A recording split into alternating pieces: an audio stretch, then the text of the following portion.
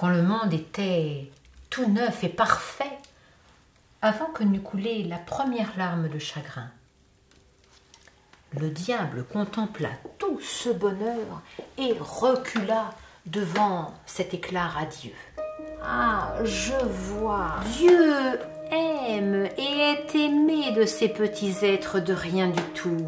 Dans ce cas, je vais leur gâcher la vie et leur donner des raisons de le haïr. Et le diable hérissa d'épines la tige des roses. Il transforma en ronces les buissons des murs. Il garnit de piquants le dos des porcs épiques. Bref, il jeta une malédiction épineuse. Mais les gens ne cessèrent pas d'aimer Dieu. Et il dut réfléchir de nouveau.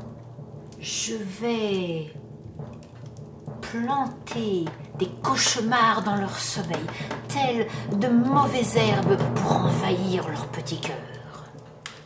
Bref, le diable jeta une malédiction amère.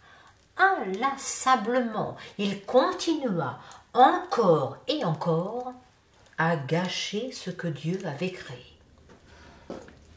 De la boue dans l'eau où ils se lavent, des rochers pour écorcher leurs pieds. Puis soudain, il s'interrompit. Une invention encore plus terrible que les précédentes venait de germer dans son cerveau enfiévré. Une machine infernale, une chose terrible, l'arme ultime. Sans attendre, il fracassa les collines à coups de pied et mit dans son sac le tumulte qu'il avait provoqué. Il prit son trident et chassa les monstres des enfers, emprisonnant le bruit des galops de leurs sabots.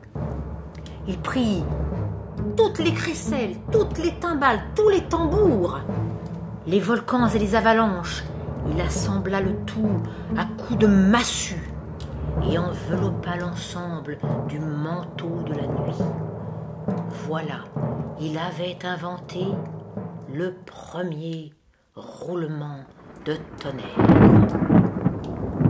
Cela fit beaucoup de bruit, oui, beaucoup de bruit, un bruit à agiter toutes les mers, à ébranler la terre.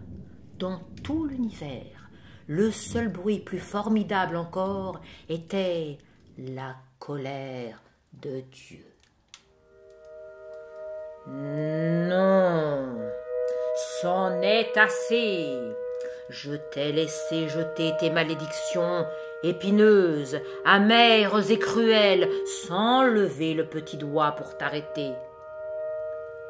Je savais que ta méchanceté ramènerait les gens vers moi, mais là, ton tonnerre, je ne le tolérerai pas.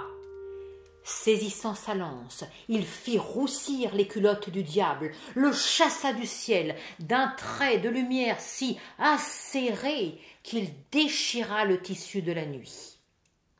À présent, même si le diable lance ses coups de tonnerre des ténèbres où il se terre, Dieu inlassablement monte la garde.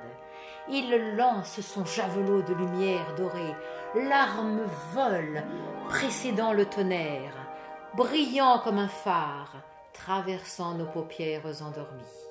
Les gens ont ainsi le temps de se couvrir les oreilles ou de se cacher la tête sous l'oreiller, car toujours l'éclair précède le tonnerre.